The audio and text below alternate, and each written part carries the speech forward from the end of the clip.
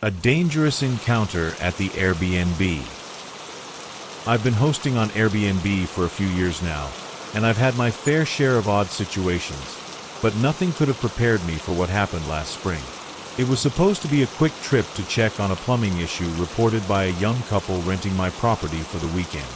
They said water was leaking under the kitchen sink and asked if I could come by to take a look. I live only about 20 minutes away, so I figured it was no big deal. I texted them that I'd swing by around 3 p.m., and they responded with a short, "Sounds good, thanks." Honestly, I didn't think much of it. When I arrived, though, the vibe was off immediately. First of all, there was no sign of the couple I was expecting. Just three men, all older, maybe in their late 40s or early 50s. They didn't look like they were there for a relaxing getaway. They looked rough, like they'd been drinking or hadn't slept in a while. One of them answered the door, barely cracked it open, and stared at me for a long moment before letting me in.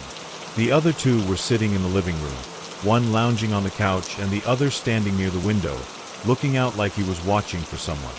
I tried to keep my cool, but my gut was screaming that something wasn't right.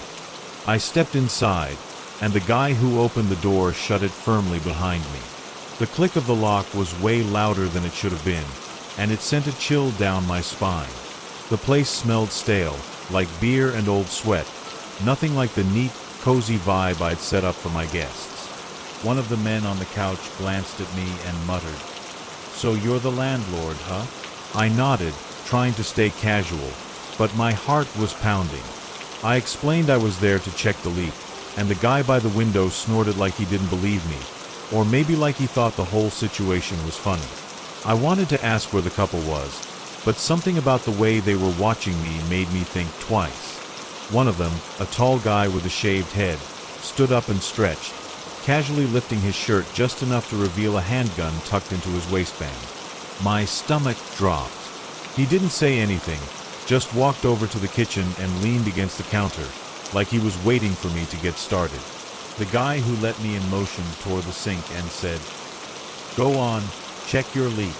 His tone was calm, but there was something almost mocking in it, like this was some kind of setup.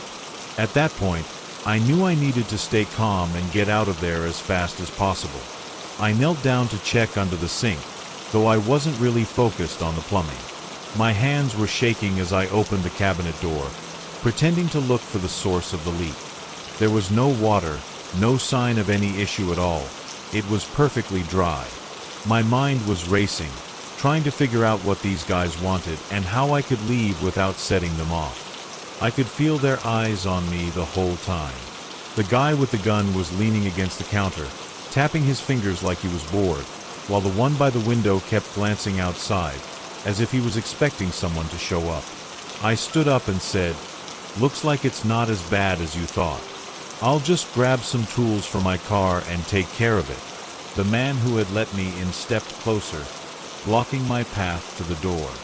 "No rush," he said with a grin that didn't reach his eyes. My heart was hammering in my chest.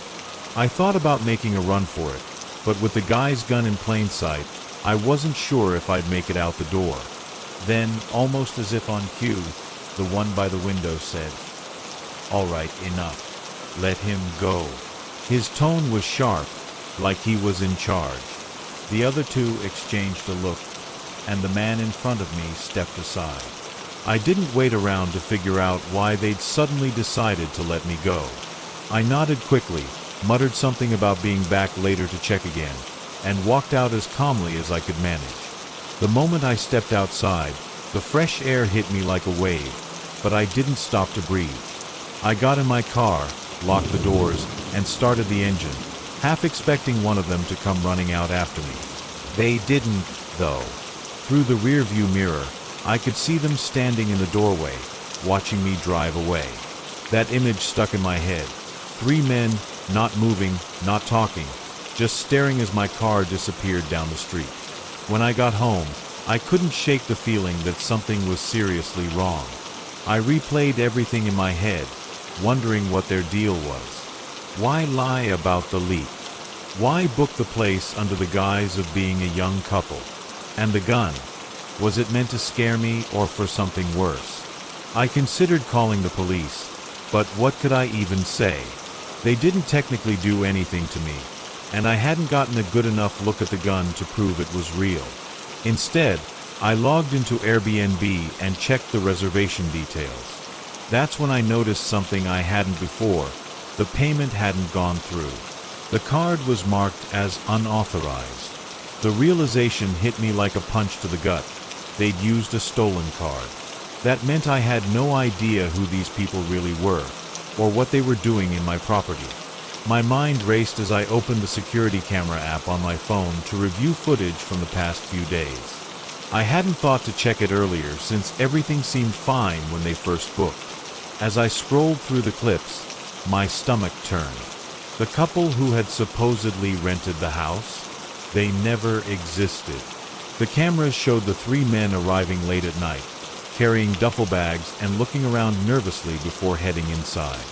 No young couple ever set foot on the property. Worse, as I scrubbed through the footage, I noticed something even creepier. The men had been acting strange the entire time, going out at odd hours, constantly checking the driveway, even moving some of my furniture around. I couldn't figure out what they were doing, but it looked like they were searching for something. The last clip was from earlier that afternoon, just before I arrived. They were standing in the living room, talking and gesturing, but there was no audio. One of them pointed toward the door, and I realized they were planning for my visit. My hands were shaking as I closed the app. Whatever their plan was, I was just glad I got out of there when I did. I reported everything to Airbnb that night, but their response was underwhelming. They deactivated the account used for the booking, apologized for the inconvenience, and promised to escalate the case. I knew that wasn't going to lead anywhere. The next day, I went back to the property in broad daylight, bringing a friend with me just in case. The house looked normal from the outside, but inside, it was a mess. Furniture was out of place, drawers had been emptied, and a few things were missing: electronics, some tools, even a set of kitchen knives. It wasn't a typical robbery, though. They hadn't taken any big-ticket items like the TV or appliances. It was almost like they were only interested in specific things. The weirdest part? In one of the bedrooms, I found a pile of ash on the floor. No sign of a fire, just ash, like someone had burned paper or something small. I don't know what they were doing or why they lured me there that day. Maybe they thought I had something they wanted, or maybe it was just some sick game to them. To this day, I can't explain it. I changed the locks, upgraded the security system, and even stopped hosting for a while, but I still get chills thinking about it. The way they watched me leave, like they weren't done with me yet.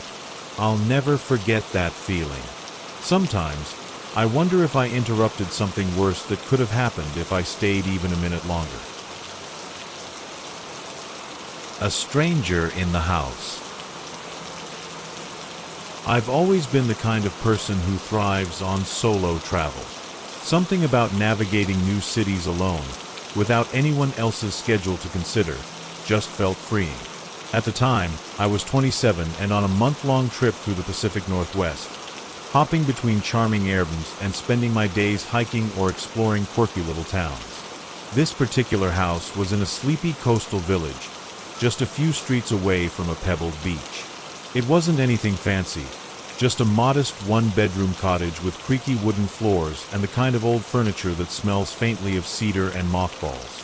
The host, a man named Gary, had been cordial in our messages but insisted on no in-person check-in, which I didn't think much of. It was the middle of November, and the off-season quiet added a serene, almost surreal stillness to the area. Little did I know, that same stillness would soon feel suffocating. The first night was uneventful. I locked the doors and windows, double-checked them, actually, since traveling alone always makes me a little paranoid, and fell asleep to the sound of rain pattering against the roof. But the next morning, I woke up to something that made my stomach drop.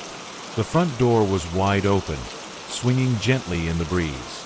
My first thought was that I must have been careless, maybe forgotten to latch it properly. But no, I distinctly remembered the sound of the deadbolt sliding into place the night before. Even the chain had been fastened. I stood there, shivering in my pajamas, staring at the open doorway and the wet leaves scattered on the doormat. Someone had been inside, or maybe they still were. I spent the rest of the morning trying to convince myself it wasn't as bad as it seemed. Maybe the wind had somehow pushed the door open, or maybe the lock had malfunctioned. But the more I thought about it, the less sense it made. The chain. I kept coming back to the chain. You can't lock a chain from the outside, right? I walked through the cottage, my skin prickling with every creak of the old wooden floors. The house was small enough that a quick sweep reassured me I was alone, but my nerves were shot. I messaged Gary, the host, explaining what had happened. His response was short and casual. Strange. Doors never had issues before. Let me know if it happens again. No apology, no offer to check on the place. It left me feeling uneasy, but I told myself to let it go. I spent the day out, trying to shake off the weirdness. That night, the wind picked up, howling through the gaps in the old windows. I had cooked a quick dinner and was scrolling on my phone in bed, trying to ignore the eerie groaning of the house settling. I decided to turn in early. As I reached to turn off the bedside lamp, I froze. A sound, faint but deliberate, reached my ears. It wasn't the wind or the usual creaks. It was footsteps. Slow, uneven footsteps on the other side of the bedroom door. My heart started pounding so hard I could hear it in my ears. I stared at the door, barely breathing, and then I saw it. The shadow of feet shifting in the thin sliver of light underneath. I didn't know what to do. My phone was in my hand, but calling the police felt like a leap. What if it was just Gary, the host? Maybe he'd come by to check on the door and hadn't mentioned it. But the thought of a stranger creeping around without warning didn't exactly calm me down. I stayed frozen for what felt like hours, but was probably just a minute or two. Then, as suddenly as the footsteps had started, they stopped. The shadow disappeared. I waited, straining my ears for any sign of movement, but the house was silent again. I slowly unlocked my phone, texting Gary to ask if he had come by, but I didn't send it. Something about it didn't feel right. Instead, I decided to check for myself. I grabbed the heavy lamp from the nightstand, its cold ceramic base reassuringly solid in my hand, and tiptoed to the door. I pressed my ear against it, holding my breath. Nothing. Slowly, I turned the knob and peeked out. The hallway was empty, the dim glow of the kitchen nightlight barely illuminating the space. I checked every room, holding the lamp like a weapon. Nobody. The door was still locked. I felt ridiculous standing there, lamp in hand, but the unease was impossible to shake. I returned to the bedroom and barricaded the door with a chair before crawling back into bed, clutching my phone like a lifeline. I must have dozed off at some point, but my sleep was restless. Every little noise snapped me awake, my heart racing until I could reassure myself it was just the wind. At around 3 a.m., though, something happened that I couldn't explain away. I woke up to the distinct sound of the front door creaking open again. This time, I knew I hadn't imagined it. The chair I'd shoved against the bedroom door was still in place, but I could feel the cold draft creeping in from under the gap. My stomach churned as I sat up, gripping the lamp again. I wanted to scream, but fear held my throat tight. Whoever it was, they were inside. I dialed 911 with trembling fingers, whispering my address to the operator and explaining the situation as calmly as I could. They assured me help was on the way, but the next few minutes felt like an eternity. I could hear soft shuffling in the living room, then the distinct sound of something heavy being dragged across the floor. My mind raced with possibilities. Was someone robbing the place? Or worse, were they waiting for me to come out? I sat there, staring at the barricaded door, when suddenly the noises stopped. Silence. And then, a new sound, a quiet knock on my bedroom door. That knock, it wasn't loud or aggressive, but there was something deliberate about it. Just 3 slow taps, spaced out enough to feel almost taunting. My blood ran cold. I didn't answer. I didn't even move. I just sat there, clutching the lamp, my knuckles white around its base. The knock came again, followed by a voice. A man's voice, low and scratchy, but somehow calm. "I know you're in there," he said, his tone unnervingly casual. "I just want to talk." My breath caught in my throat. I couldn't recognize the voice, but something about it set every alarm in my body screaming. I stayed silent, praying he'd think the room was empty and leave. Instead, he jiggled the doorknob. I don't know where I found the courage, but I yelled, "The cops are on their way." My voice cracked, betraying how scared I was, but it seemed to do the trick. The man muttered something I couldn't make out. Then I heard hurried footsteps retreating toward the front door. I stayed frozen, listening for the sound of him leaving, but it never came. Instead, everything went silent again. Minutes later, flashing red and blue lights filled the windows, and I heard a firm knock at the front door. "Police!" a voice called. Relief flooded through me as I scrambled to move the chair and fling open the bedroom door. But when I reached the living room, the front door was closed, and there was no sign of the intruder. The police searched the house thoroughly, but they didn't find anyone. No signs of forced entry either, though they did notice scratches around the old doorframe that could have been from tampering. I explained everything to them, feeling like I was reliving a nightmare as I described the footsteps, the shadow under the door, the knock. One officer, a younger guy with kind eyes, seemed genuinely concerned and stayed to ask more questions, but the other, older and jaded, dismissed it as a possible prank. "Could have been a drifter," he said with a shrug. "Doors like these aren't hard to jimmy if you know what you're doing." They offered to notify the Airbnb host and advised me to leave the property if I felt unsafe. I nodded, though I wasn't sure where else I could go at 4 a.m. Gary finally responded a few hours later, apologizing for the inconvenience and offering to refund my stay if I wanted to leave early. His tone was so nonchalant it made my skin crawl. I packed my things in record time, constantly glancing over my shoulder as I loaded my car. Just as I was about to drive off, I noticed something that made my stomach turn. In the overgrown bushes near the driveway, there was a pile of cigarette butts, fresh ones, judging by the ashes scattered nearby. Someone had been standing there, watching the house, maybe for hours. I didn't stick around to investigate further. I floored it out of there, my hands trembling on the wheel. Even now, months later, I can't shake the feeling of being watched. I've stopped using Airbnbs entirely, opting for hotels with cameras and round-the-clock staff instead. I still wonder who that man was, how he got in, and what he wanted. Was he just trying to scare me, or was it something worse? I guess I'll never know. All I know is, I'll never forget that knock on the door, or the calm, chilling voice that followed. Gang robbery attempt. I'll never forget that night. I had booked this cute little Airbnb in a quiet neighborhood because I needed a break from the city noise, and the reviews mentioned how peaceful it was. The house was small but cozy, with an open kitchen and a big glass door that led to the backyard. I arrived in the late afternoon, unpacked my things, and settled in with a book and a glass of wine. It felt so normal, exactly what I was hoping for.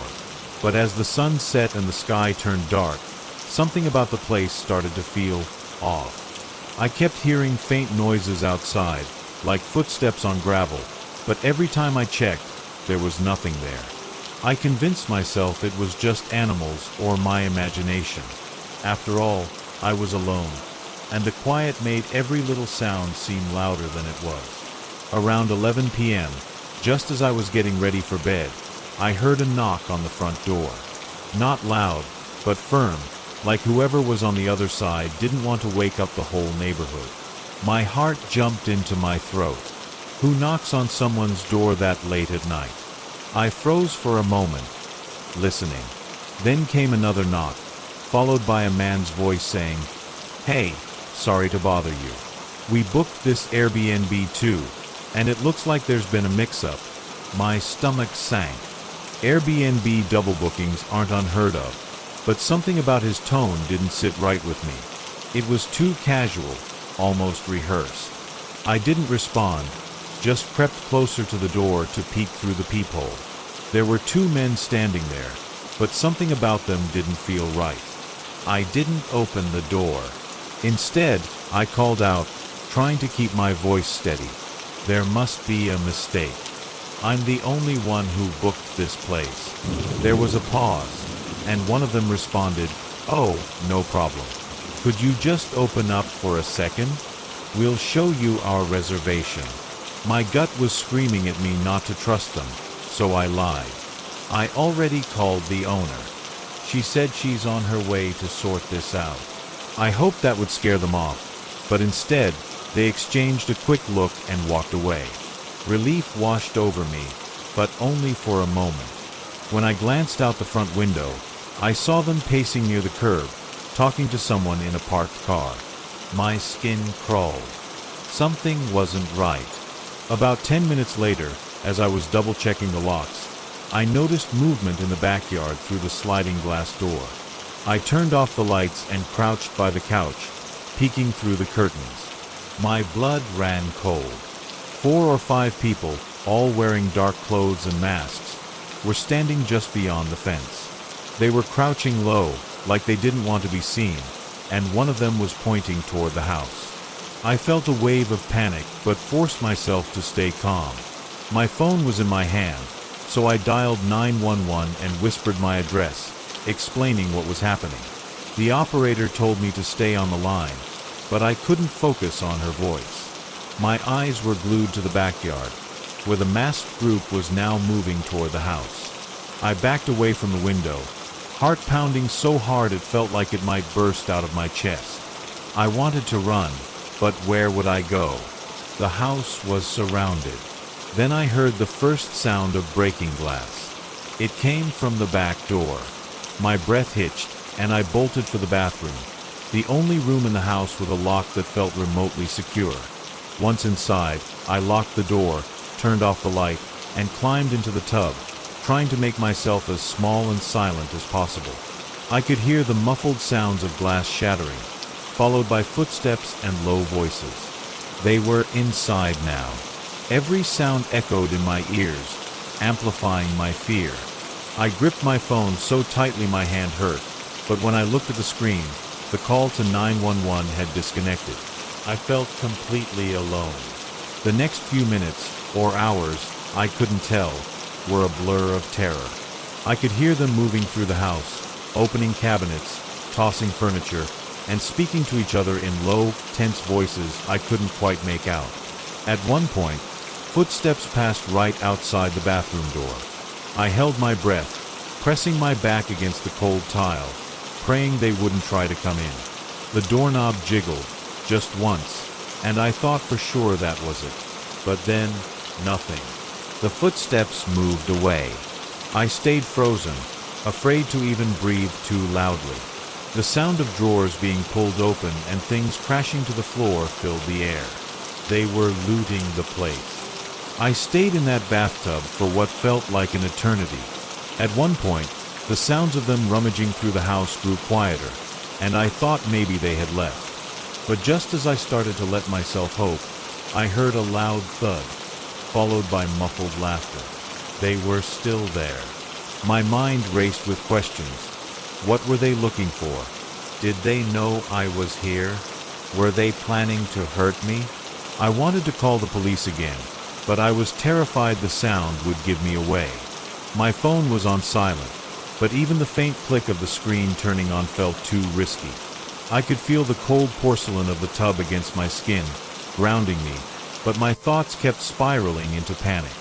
Eventually, the noises stopped. The house fell silent, and the only thing I could hear was my own ragged breathing. I didn't dare move. Then, faintly, I heard the sound of a car starting. I stayed in the tub for at least another 15 minutes, just in case, before I finally worked up the courage to creep out of the bathroom. My legs were shaky, and my hands were trembling as I unlocked the door and peeked out. The house was a wreck. Drawers had been pulled out and overturned, cushions ripped apart, and broken glass was everywhere. But the intruders were gone. I couldn't believe it. They hadn't even tried to open the bathroom door again. It was like they didn't care I was there. I tiptoed through the mess, still clutching my phone like it was a lifeline. The living room was trashed, and the kitchen looked like a tornado had hit it. My mind was racing, trying to piece together what had just happened. Why didn't they hurt me? Did they even know I was there? Maybe they'd seen my car outside and assumed I was gone for the night.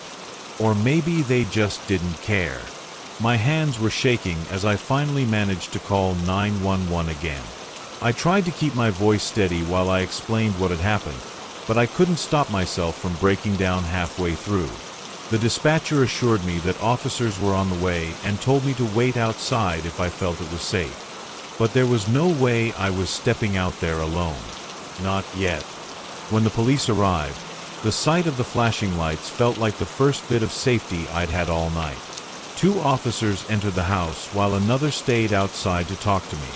I was still too shaken to explain everything clearly, but I gave them the basics. They asked if I'd seen the intruders or gotten a look at their car, but I could only describe the 2 men who had knocked earlier and the group in masks. After about 20 minutes, one of the officers came back to tell me they'd checked the house and the surrounding area, but there was no sign of the intruders. Then, almost as an afterthought, he said, "This kind of thing has been happening a lot around here. Gangs target Airbnbs because they're usually empty or occupied by tourists who won't stick around to press charges." That hit me hard. It wasn't random. They'd probably been watching the house, waiting for the right moment. Hearing the officers say that made my stomach drop. They'd been watching, maybe even since before I arrived. I thought about all the little noises I'd heard earlier in the evening and felt sick to my core. The officer told me they'd file a report and suggested I find somewhere else to stay for the night. The idea of going back inside the house, even with them there, made my skin crawl. I grabbed my things as quickly as I could, barely glancing at the wreckage around me. Every step I took, I felt like someone might be watching from the shadows, waiting for the police to leave. I didn't breathe easy until I was back in my car, with the doors locked and the engine running. It's been a few weeks since it happened, and I still can't shake the feeling that I was incredibly lucky. They took electronics, cash, and anything else they could grab, but they left me unharmed. Why, I'll never know. Maybe they just weren't interested in hurting anyone, or maybe the locked bathroom door was enough to deter them. Whatever the reason, I can't stop thinking about how differently it could have ended. The police said it's unlikely they'll catch the people responsible, and honestly, I'm okay with not knowing who they are. I just want to move on, but every time I hear an unfamiliar noise at night, I'm right back in that bathroom, holding my breath and praying they don't find me.